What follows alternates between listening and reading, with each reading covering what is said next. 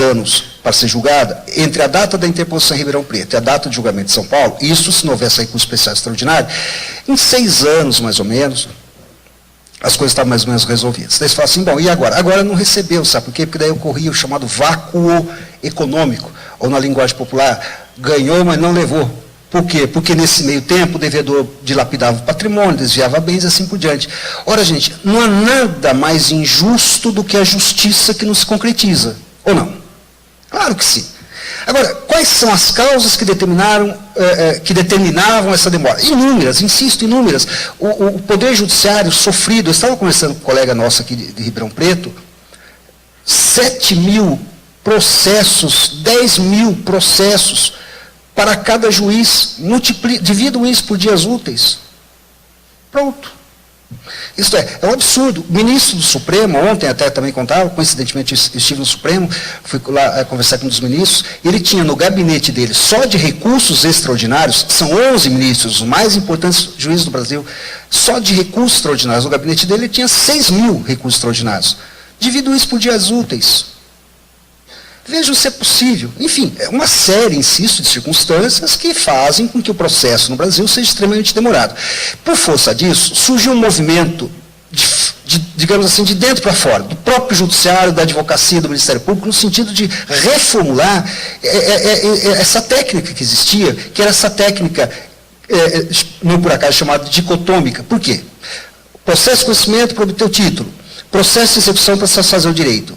Hoje, não mais. A partir do dia 22 de junho deste ano, mudou-se o modelo.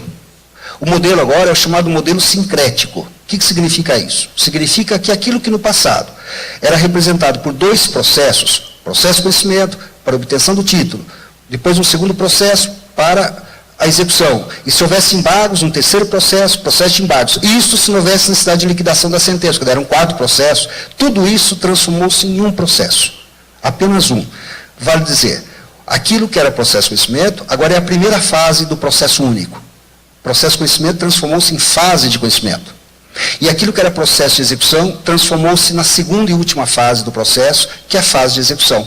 Aglutinou-se, portanto, 2 processos em um só, e isso se chama, evidentemente, sincretismo. O modelo dicotômico foi substituído pelo modelo sincrético. Isso implicou uma série de alterações, uma série de modificações, sobre as quais eu falo rapidamente e depois eu volto ao modelo. Até dia 22 de junho deste ano, dia em que entrou em vigor esta lei, a Lei 11.232, até dia 22 de junho, o artigo 162, parágrafo 1º do Código de Processo, dispunha o seguinte: sentença é o ato pelo qual o juiz extingue o processo, julgando ou não o pedido, julgando ou não a causa. E a brincadeira que eu fazia com meus alunos, eu sei que há alunos meus aqui, a brincadeira que eu fazia era a seguinte: bom, se a sentença é, como diz o Código, como dizia agora, não? O ato pelo qual o juiz extingue o processo, então a apelação é o ato que o ressuscita. Ou quem sabe a apelação faz nascer um processo novo. Ou quem sabe o conceito do código está errado. E a resposta correta seria a alternativa C. Porque a sentença não põe fim ao processo. O que põe fim ao processo é o trânsito em julgado. Enquanto for possível recorrer da sentença, o processo continua existindo.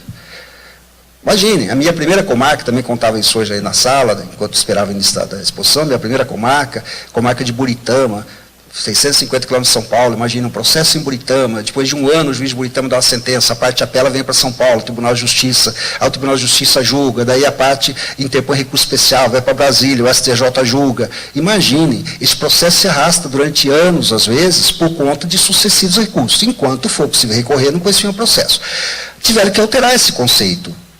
Primeiro, porque ele estava errado. E segundo, porque à luz da nova sistemática, ele se tornou inadequado. Observem, até dia 21 de junho, a sentença, assim que não coubesse mais recurso contra ela, ela transitava em julgado e o processo de conhecimento acabava. Isto é, não era a sentença que punha fim ao processo, era o trânsito em julgado, mas o processo com certeza acabava. Depois tinha que dar início a um novo processo, que era o processo de execução, caso o devedor não cumprisse voluntariamente. Hoje não mais, não. Hoje, quando a sentença estabelece prestação pecuniária, ela deixa de ser ato final do processo para ser ato intermediário. Por que ato intermediário? A sentença agora, ela não põe mais fim ao processo de conhecimento, ela põe fim à primeira fase do processo, que é a fase de conhecimento. O juiz condenou a pagar? Sim. O juiz homologou um acordo, uma transação? Sim.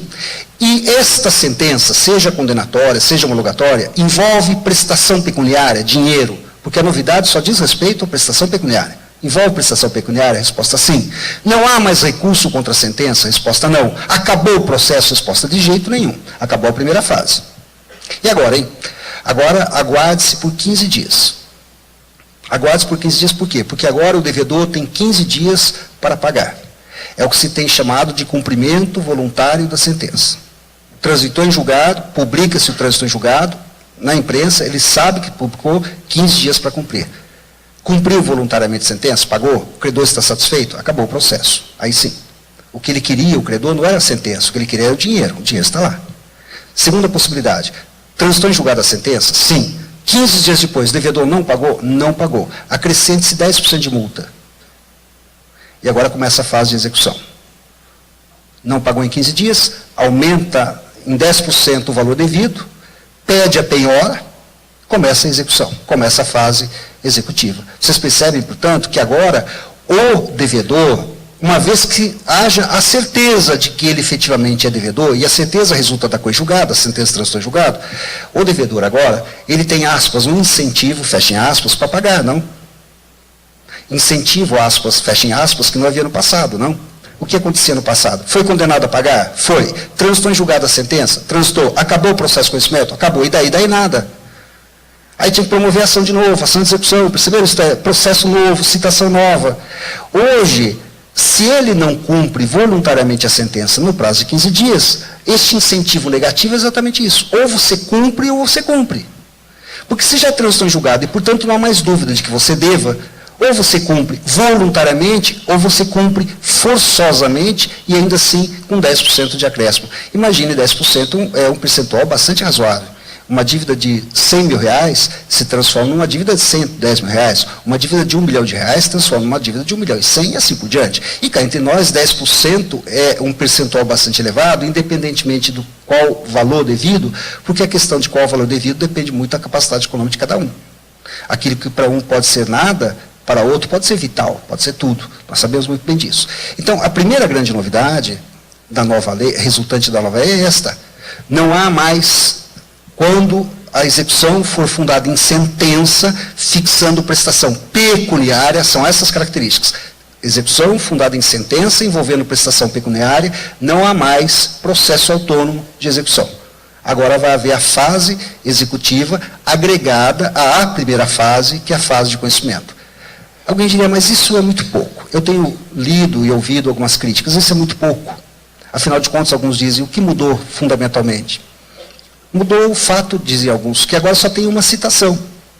Antes nós tínhamos 2 processos e 2 citações. Citação no processo de conhecimento, era citado para se defender em 15 dias, não é? No caso do rito ordinário, e depois citação no processo de execução para pagar em 24 horas, nomear bem sob pena de penhora. Alguns falam, está vendo? Agora só economizou uma citação.